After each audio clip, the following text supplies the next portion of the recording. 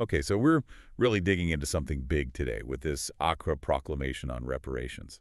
Yeah, it's a landmark document for sure. Straight from the Accra Reparations Conference, right? Exactly. Co-organized by the African Union and Ghana just last November.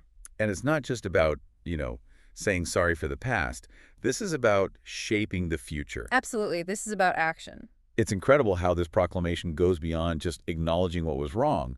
It lays out this 15-point action plan A concrete roadmap, yeah. to address, we're talking about the legacy of slavery and colonialism here. Huge, huge issue. This is huge for understanding not just, history, but like where we're going as a world. Exactly. And for everyone listening, this isn't, some dusty history lesson here. This Accra Proclamation, it's about understanding the world we live in right now.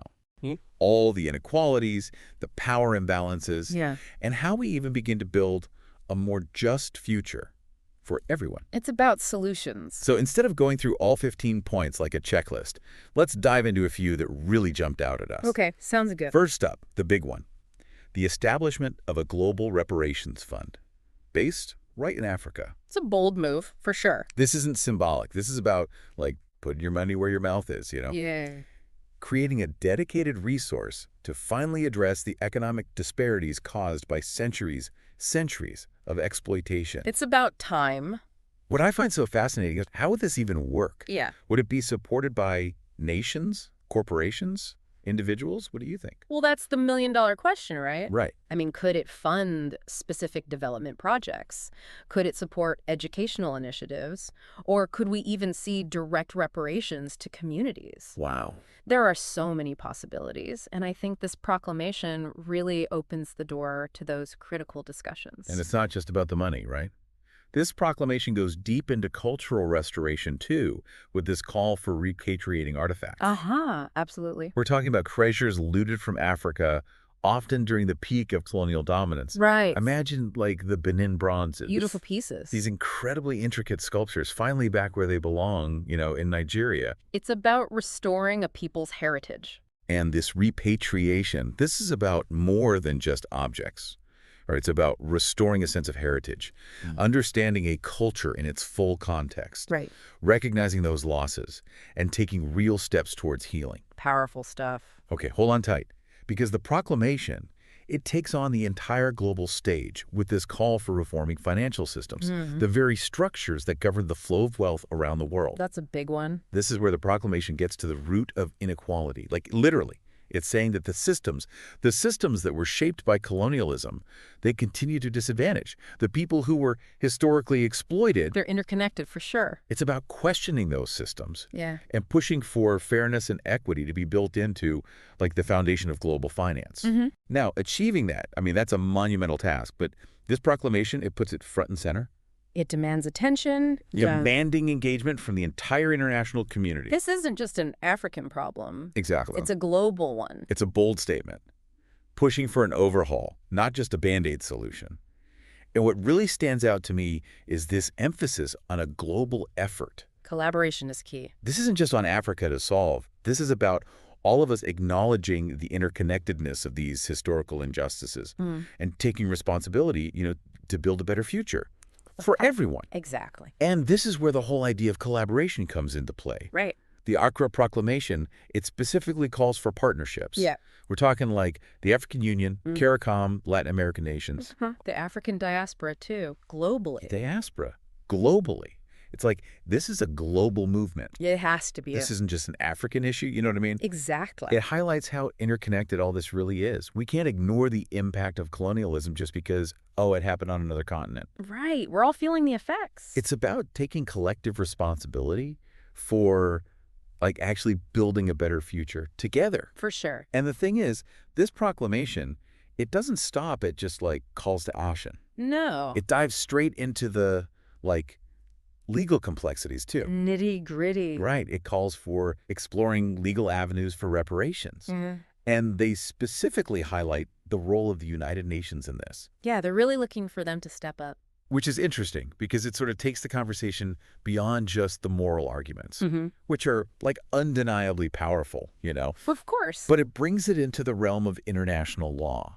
It makes it real, in a way. It's about, like, investigating potential legal claims, related to slavery, to colonialism, to apartheid, shining a light on these historical injustices, but within a legal framework. It's about accountability. And it specifically calls for the UN Permanent Forum on People of African Descent to, step up, to hold an international conference on reparations. Big ask.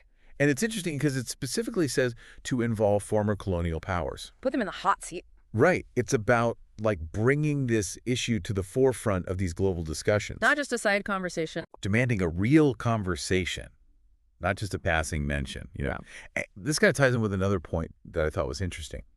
It's the call to extend the UN decade for people of African descent. Oh, right. Yeah. So this decade, it started in 2015. And it's focused on, recognition, justice, development, all for people of African descent. Important stuff. And this isn't just some, bureaucratic detail. Right. Extending this decade, it would provide, a platform, a focused time frame to really make some progress on this dialogue on reparations. Momentum. It's about seizing this moment, this momentum, and using it to drive real, tangible change. I like it. Okay, let's take a step back for a second. We've covered a lot. We talked about a global reparations fund, cultural repatriation, reforming financial systems, international collaboration, and now even navigating the complexities of international law. It's a lot. It's a lot. It's ambitious. And it really speaks to how comprehensive this proclamation is. For sure. It's not about just doing one thing. It's this multi-pronged approach to addressing, we're talking centuries of systemic injustice. Generations. And what's fascinating to me is how it connects all these different threads. Yeah. It weaves them together into this really cohesive vision for a better future. It's a good starting point, that's for sure. It all comes back to that core idea, right? Yeah. Creating a more just and equitable world for everyone. Exactly. That's the ultimate goal. It really makes you think, what would the world even look like if we actually put these commitments into practice? It's a big if. What would it take to move beyond just acknowledging the wrongs and actually take real steps to repair that harm? Real action, not just words. Imagine a world where resources were distributed fairly, where those cultural treasures were back where they belong. Yeah. Where even the very systems, the systems that run global finance were actually designed with fairness in mind. It's a complete paradigm shift. It almost feels like we're talking about hitting a reset button on history, trying to even envision a world where the legacy of colonialism isn't holding people back. So much potential. Exactly. We're talking about shifting global power dynamics. What if the playing field was actually level? It's exciting to even think about. What kind of incredible innovation, what kind of progress could we see then?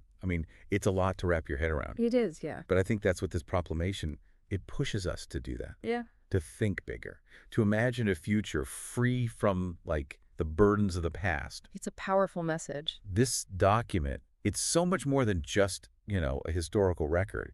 This is a call to action. It's a roadmap to a different kind of future. A better one, hopefully. And it's an invitation for everyone, no matter who you are, no matter where you come from, to think about our role in creating that world. That's all of us. A world where justice and equity aren't just nice ideas, but they're the reality. So as you're listening to this, we really encourage you, go check out the Accra Proclamation for yourself. Read it. Read it. Let it sink in. Yep. What parts of it really stand out to you? What resonates? What questions does it bring up for you? It's all about starting that conversation. Because understanding this proclamation, it's not just about knowing the facts, right? It's bigger than that. It's about really grappling with these big ideas and envisioning that world, a world transformed by reparative justice. It's a vision worth striving for, I think. What would that world look like for you, for your community, for the generations that come after us? I think those are questions worth keeping in mind. That's where real change starts. Yep.